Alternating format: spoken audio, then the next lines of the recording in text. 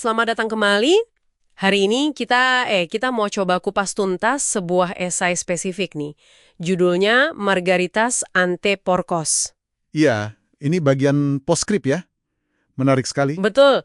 Esai ini kan katanya menggali soal kesalahan-kesalahan umum gitu ya, dalam memahami pesan penting, terutama soal ketidakpastian. Dan ada juga metafora-metafora unik kayak menghapus kejahatan sama perjalanan melintasi gurun. Nah itu dia. Mari kita coba selami bareng deh. Apa sih inti pemikirannya? Oke, jadi fokus utamanya itu sebetulnya kenapa ya pesan-pesan krusial, apalagi yang menyangkut ketidakpastian, kejadian langka, black swan gitu istilahnya. Iya, yang dampaknya besar tapi nggak terduga itu kan? Persis, kenapa kok sering banget disalahpahami? Dan yang ironis, ini bukan cuma orang awam loh, para ahli pun sering terjebak. Oh, oke. Sumber Anda ini menyoroti beberapa jebakan kognitif, semacam perangkap berpikir gitu, yang bikin kita susah nerima ide-ide begini. Menarik. Judulnya aja Margaritas ante Porcos itu kan mutiara di hadapan babi ya artinya. Agak provokatif ya. Bisa dibilang begitu. Apa ini maksudnya? Pesannya yang berharga soal ketidakpastian ini jadi kayak sia-sia gitu kalau disampaikan ke audiens yang salah? Nah, itu kemungkinan besar interpretasinya begitu. Pesan soal katakanlah batas pengetahuan kita, bahwa kita nggak bisa prediksi kejadian langka secara akurat, itu kan mutiaranya.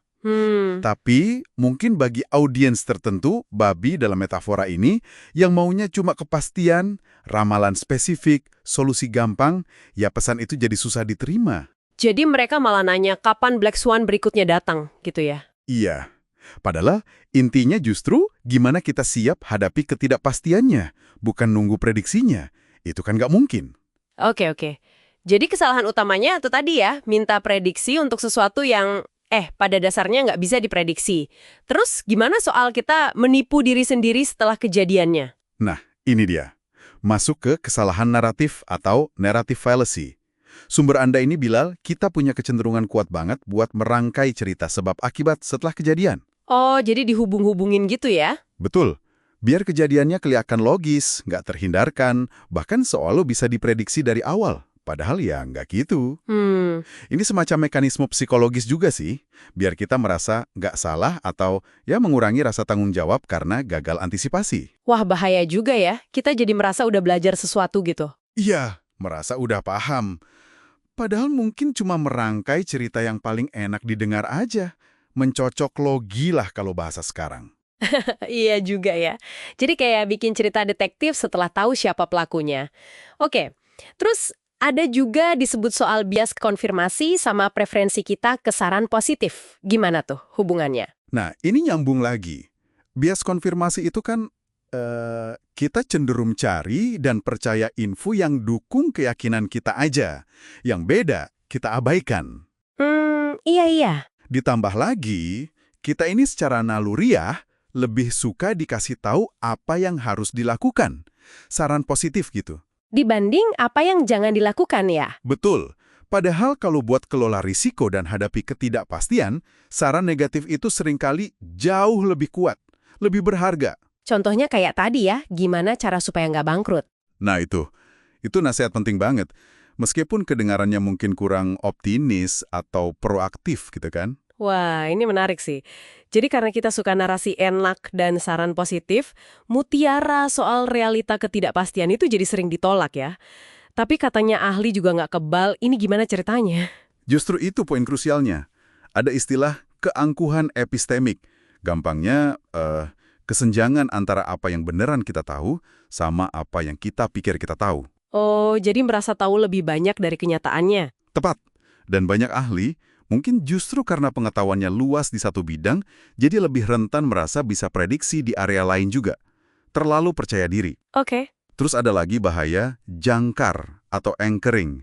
Ini fenomena psikologis di mana angka atau perkiraan awal, meskipun kita tahu itu nggak relevan atau salah, Tetap ngaruh gitu. dan kita berikutnya.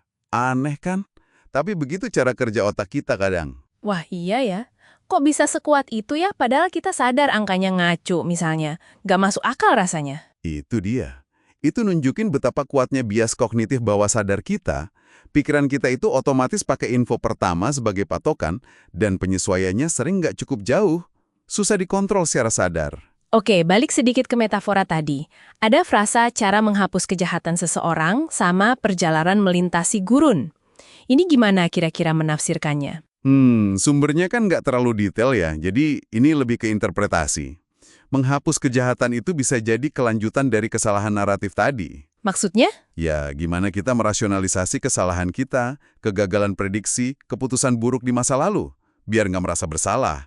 Kita bersihin catatan kita sendiri pakai cerita yang lebih nyaman. Oh, oke. Terus kalau perjalanan melintasi gurun? Nah, itu mungkin simbolisasi betapa sulit dan beratnya proses mengubah cara pikir kita yang fundamental. Meninggalkan zona nyaman kepastian palsu, ramalan yang menenangkan. Menuju penerimaan yang jujur soal ketidakpastian, ya. Persis. Menerima keterbatasan pengetahuan kita. Itu perjalanan yang nggak gampang. Kayak melintasi gurun, butuh perjuangan. Jadi inti sari dari semua ini buat Anda yang lagi dengerin, ini semacam pengingat kuat ya soal jebakan-jebakan pikiran kita sendiri. Ya, betul.